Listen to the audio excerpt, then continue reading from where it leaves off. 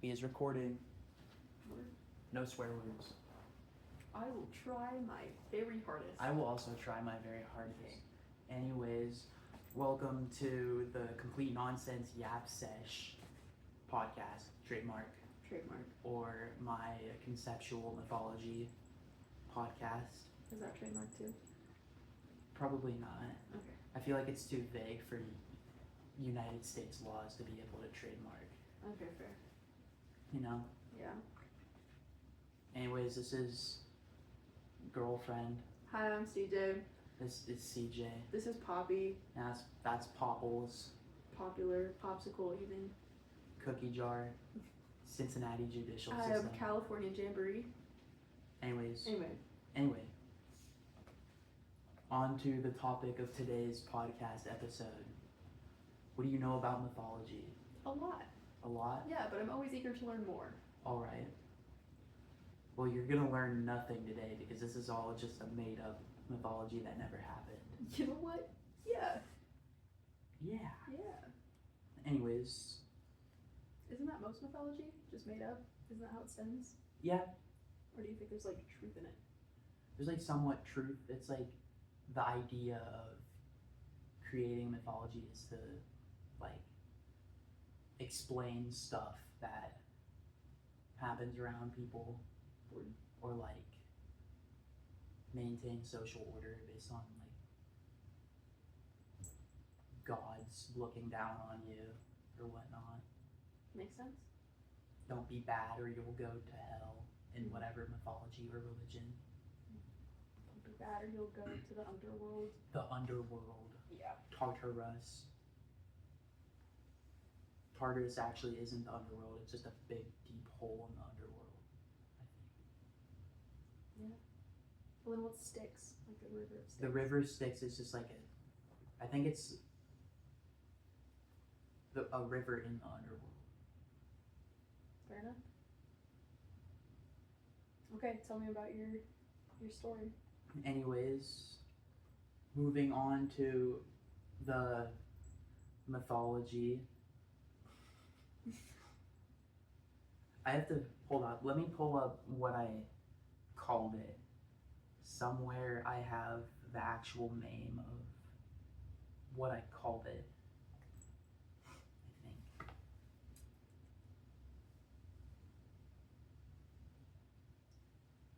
We can do that real quick.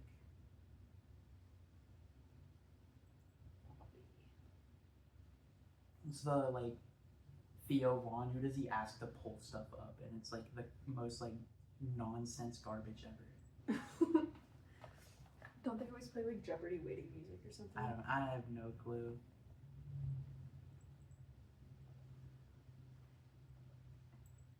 Anyways, I cannot find my original name for it, so we're just gonna go with Finnish mythology. Okay, deal. Finnish mythology. And so the culture is in Finland, right? So the idea of the entire mythology is that it's somewhat of a mix of Greek mythology and Norse mythology.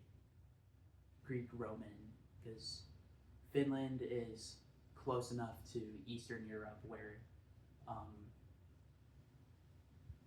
countries that would have, or lands that would have been affected by the Roman Empire would have been able to communicate with Finland. So they shared a lot of... So so it's like a little middle ground between the Roman Empire and the Vikings.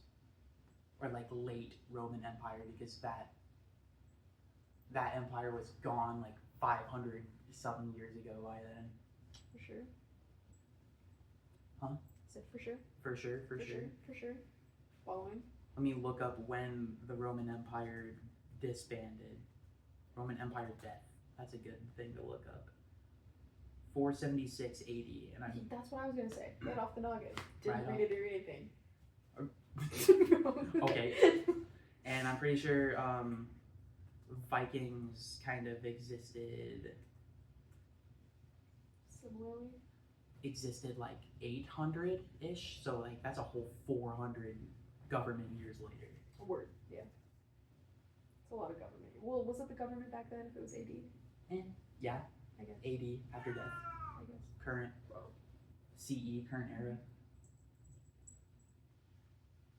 Anyways, yeah, that's kind of location, mixing the mythologies. Right. You understand. I understand. Awesome. So, some beliefs. I'll just read what I have here.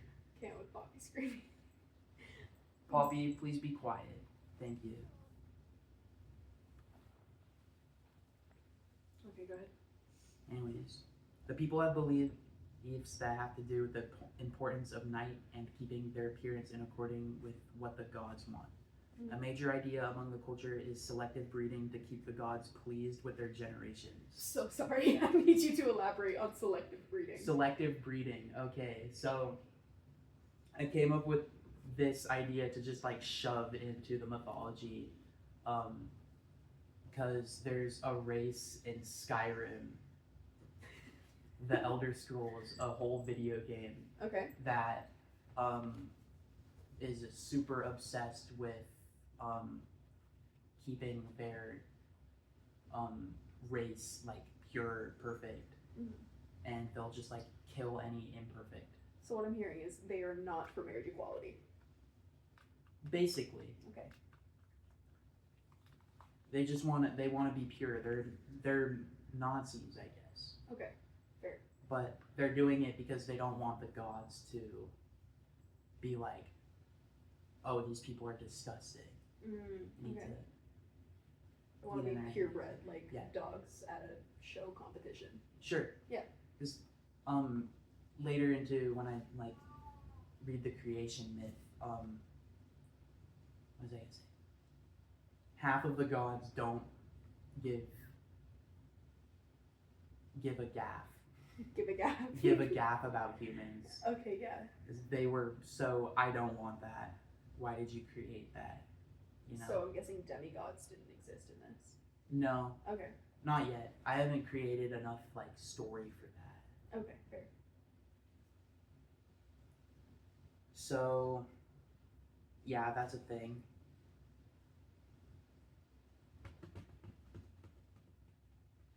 Okay, ASMR.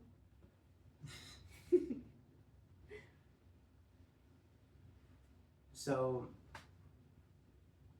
the culture values night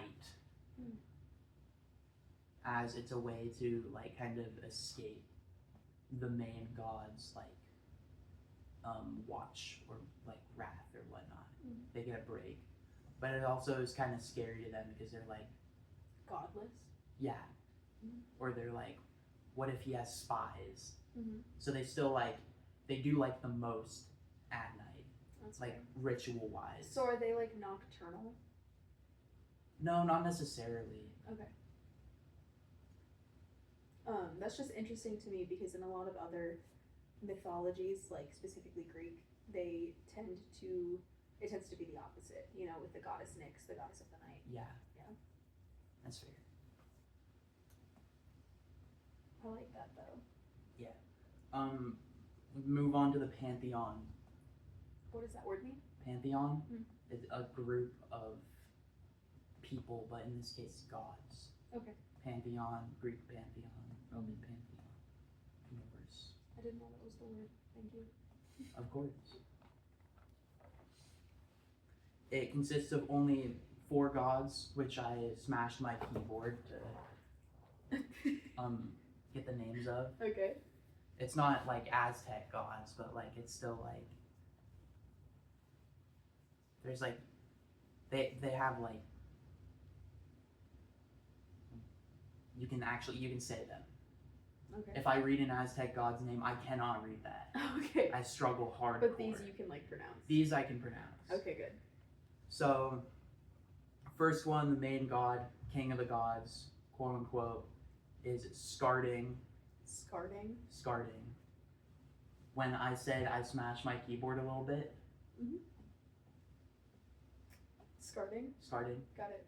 Skarding. It sounds like Italian brain rot. Bro. Tralalero, tralala. Bro. Anyways, I gave him some characteristics of being arrogant and stubborn. Mm-hmm. And Kind of like most King of the Gods. yeah.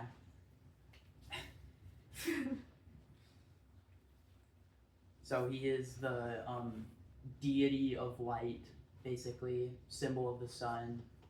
The culture sees him as the sun. Is he similar to Apollo in that sense? Yeah, I guess so.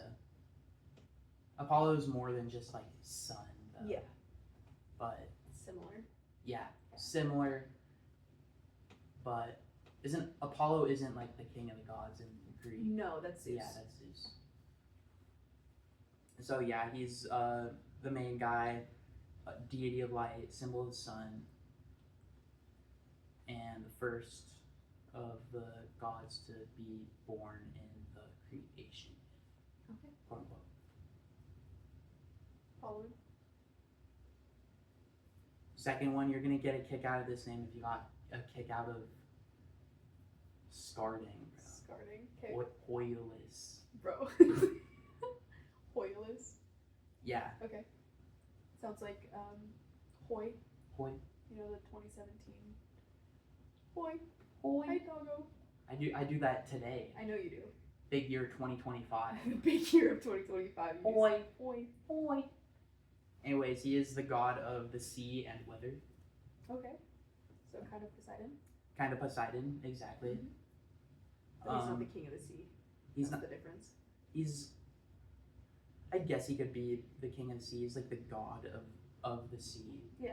When I was thinking of like how to draw my characters, I haven't done that assignment yet because I'm kind of bad at drawing. But You're a liar, but okay. his cape, his like robe that he wears, is the sea. Yo, that's kind of sick. Yeah, like it's just like long, like Yeah. super long. Sick. Yeah, I thought it was a cool idea. That is really cool. Yeah. Actually, I super mess with that. So, he is the smartest, wisest of the gods. His knowledge is as vast as the ocean. Perfect. Perfect. Perfect. Makes sense. Yeah. And he's got like oracle kind of visions. He can see into the future. Mhm. He kind of gets used by Skarding Mm. That makes sense. for that. Is he like the little whipping boy a little bit? Like the what? Little whipping boy, you know? Little whipping boy? Like the god who gets crapped on the most, you know? I guess. If so. he's able to be like used and manipulated, I guess what I'm asking is like, is he one of the weaker ones? I feel like maybe not. I feel like the way I made them, they're all kind of like the same, but just in different aspects. Mhm. Like, first one, kind of just like super powerful. Mhm. Literally the sun. Mhm. This guy is literally the ocean. His cape is the ocean. He controls it Mhm.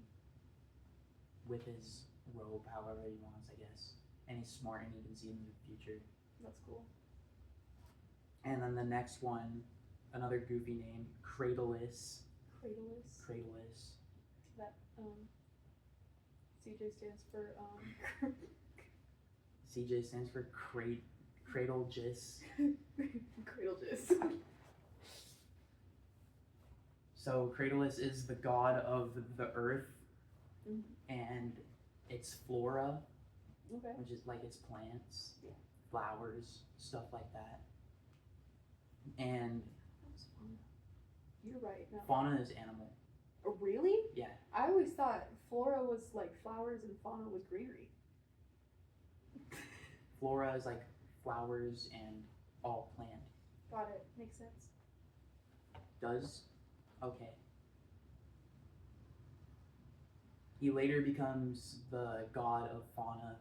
At first it's just plants and stuff, but in the creation myth, he and Skarding come together to make animals. Yeah, makes sense. Not like no hanky panky, just like Sorry, I didn't expect that to come out of your mouth. Cradleus just like has his silly little magic clay, and Skarding just like has his light, and it kind of puts soul into the clay instead of just having no soul and making plant. That's really sick. So animals have souls, plants don't. Makes sense. There's gotta be like a little bit of soul in plants, I think. They're alive. They listen to music. They respond to music. Vegans, bro. Vegans don't think so. Well, you know, other people think so. Tree huggers, bro. Tree huggers, stupid tree huggers. Hey, that was me. I was a tree hugger. You were a tree hugger? I was a tree hugger, yes. Have you not seen my collection of pants? Bro, it's bad. I should have guessed. My bad. So Cradleus is also the god of like minerals and underground resources, but he's not like, he doesn't really have jurisdiction over anything like underground. That's the. Is he more like a jurisdiction of things that are alive? Yeah. Okay. But like he's still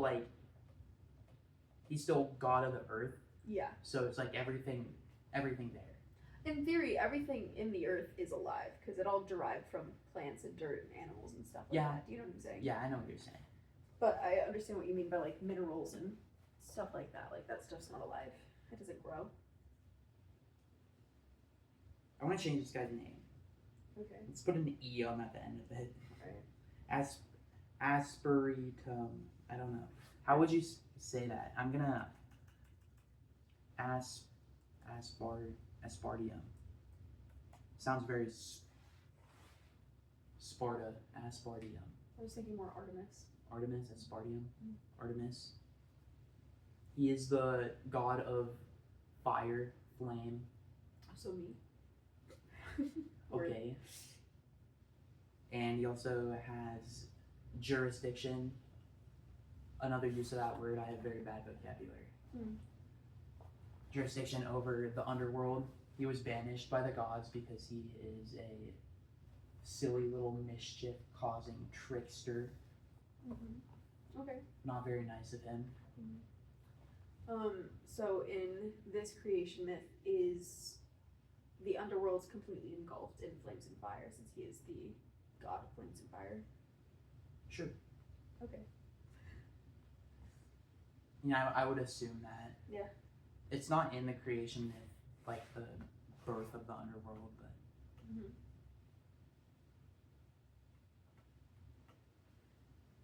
Awesome. So I'm going to read my creation myth now. Okay. And you can ask me to stop whenever you want and ask a question. Okay. I'm going to try and not sound flat and boring when I read it. 3, 2, 1, go.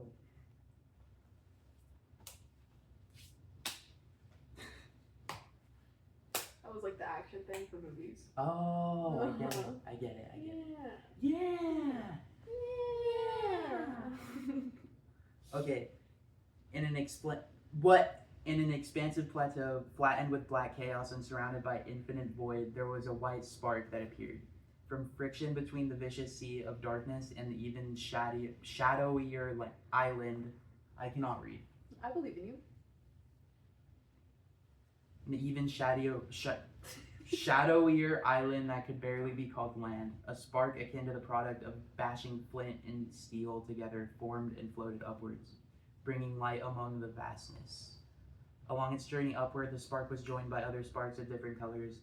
First a blue one, then a green one, then a red one.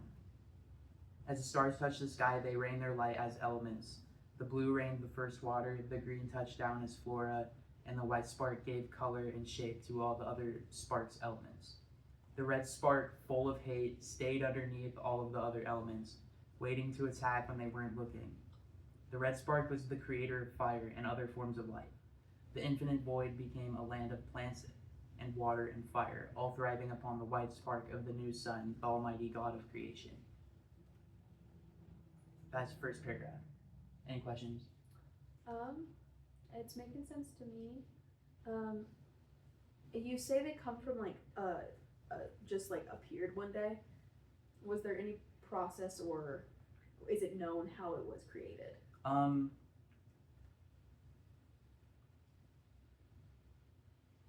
Or did it just like apparate? It's from, so there's two bodies of chaos. There's like a sea, like a liquid chaos, and then there's like the solid land. It comes from the friction caused between the sea and land, and then one day it just like hit hard enough. Okay. You know. Yeah, makes sense. I see it. A spark akin to the product of bashing flint and steel together. Buenos Aires, Argentina. The sparks became shaped from glowing light to bipedal formations. Given names, the first white light was Skarding as a deity of light and color. He allowed all the other gods' powers and elements to exist. Without him, they are nothing. The second blue light, Hoyulus. Yeah, there you go. Became the controller of the new sea, its weather, its tides, its all. The green spark was the heaviest of all the sparks. Cratylus was the deity of the earth, its plants, its ground, and soon to be its fauna. The final spark, the red spark, was the lightest of all the sparks, quick to move, hard to stop. Aspartium was the god of fire and disaster, a deity of disorder and speed. The other gods shunned Aspartium and banished his element to the caverns of the earth. Aspartium's realm became a hell. Or, oh my god, what did I write here? I just actually bashed my keyboard. Fire you. Fire.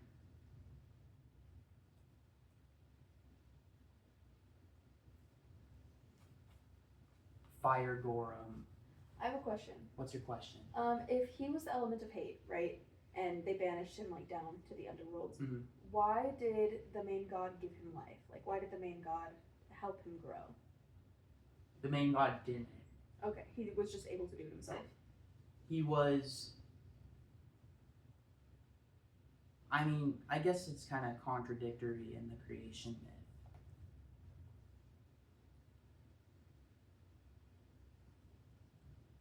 So, in this paragraph, it says that he gives them like light and color and shape.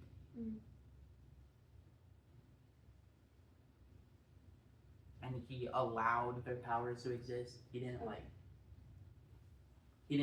create them, because they all came from like the same like friction. Yeah.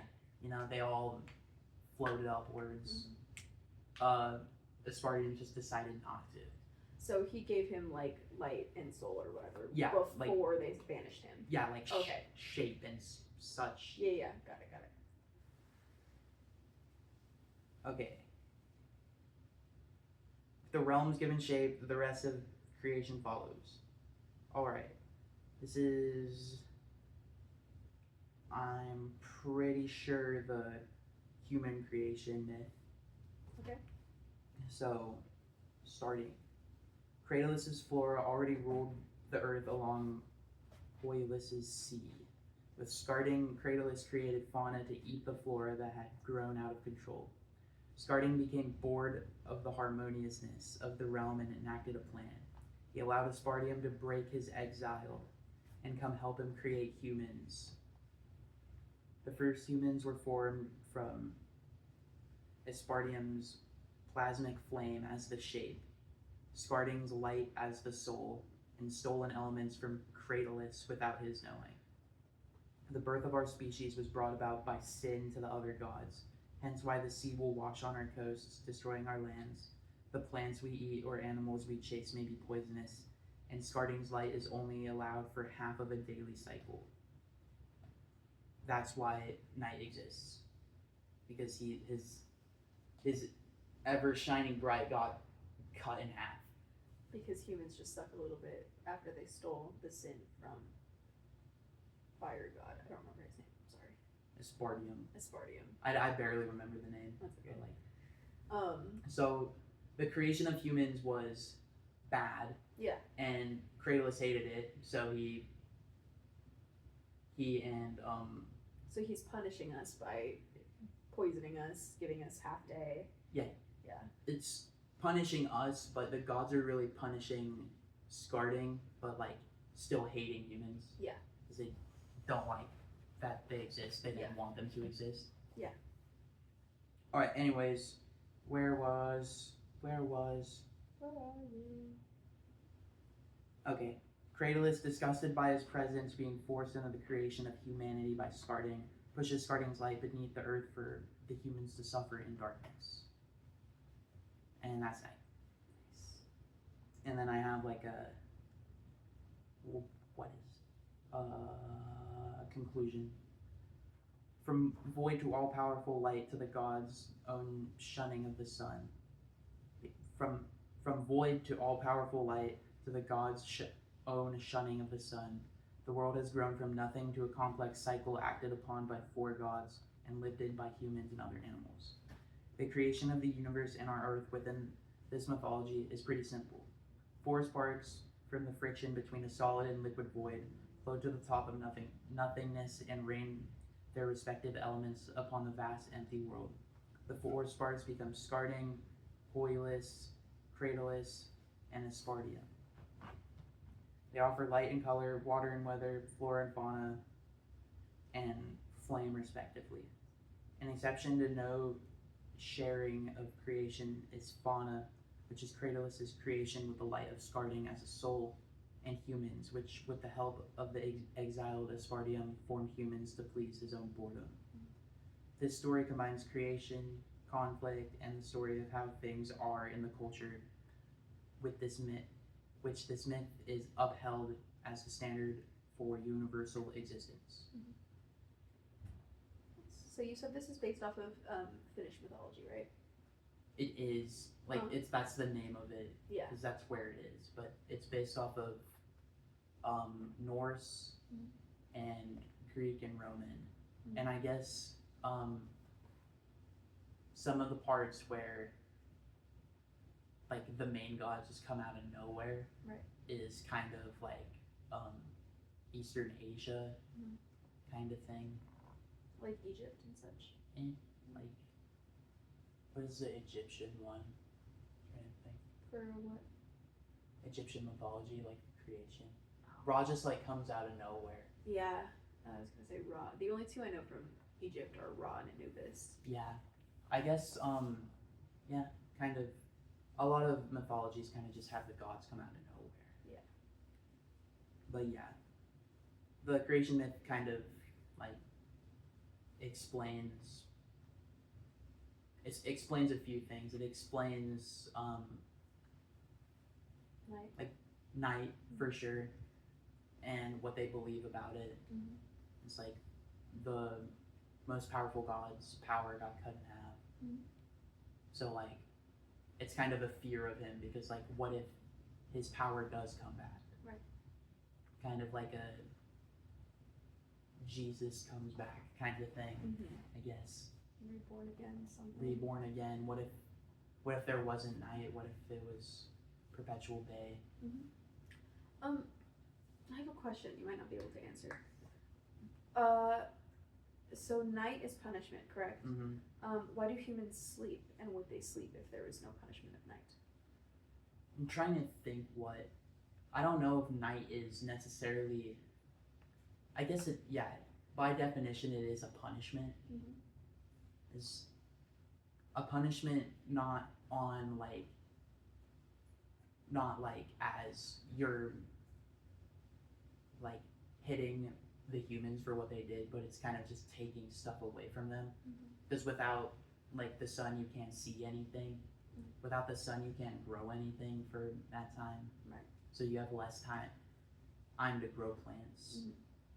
And with night, the tides also come up. Yeah. So that can ruin stuff. Yeah. Like beach houses and whatnot. Yeah. I just think that's cool. fires burn bigger at night, you know? Yeah. That kind of thing. Brighter. Yeah. Yeah, that's cool. Other things. The idea of night kind of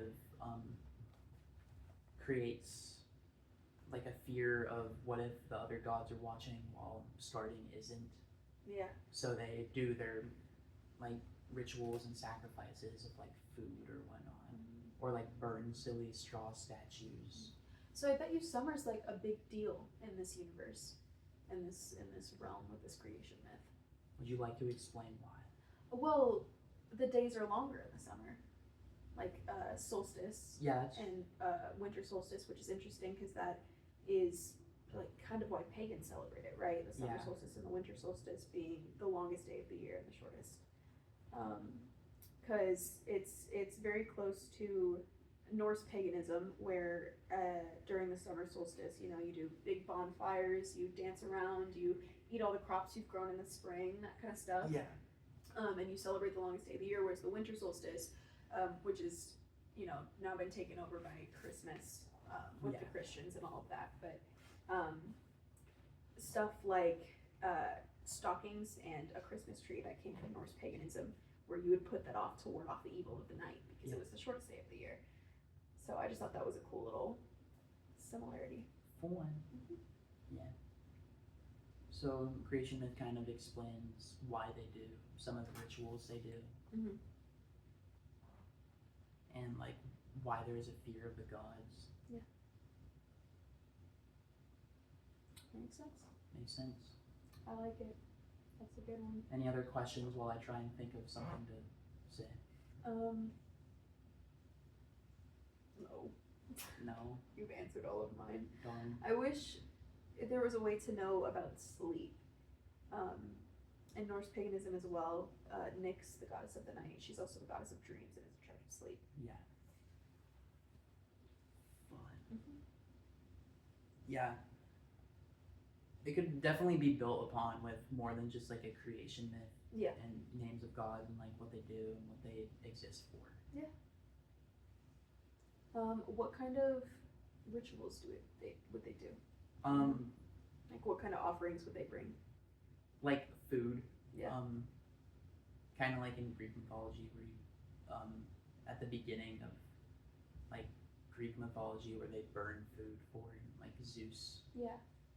Prometheus tricks Zeus into accepting like bad parts instead of good parts, so humans can eat good parts. But in this mythology, they don't do that. They don't have somebody to help them. Yeah. They just Do it. give the part that they think is best for them. Leave themselves with the bad stuff. With the bad stuff. Makes sense. Kind of like in other mythologies, I think Celtic does it and Norse does it, but like burning statues that represent things. Yeah, that's why we do big bonfires for summer solstice. Fun. We're at 40 minutes. 40 minutes. Rough. That's a lot. Trying to think of like a. I think I could be wrong, but it's almost when we started at like 12, 15-ish. Anyways, I think we have the gist of the mythology, right? You understand it. Yeah, it's really cool actually. Awesome. Thank you. With that. Anyways, you have anything else to say? No. Thanks for having me on your show. Of Pleasure course. to meet you. Yeah, pleasure to meet you. That is certified Yap Sesh trademark. Trademark. Yep. And thank you for watching. Totally still. But till next time. Bye.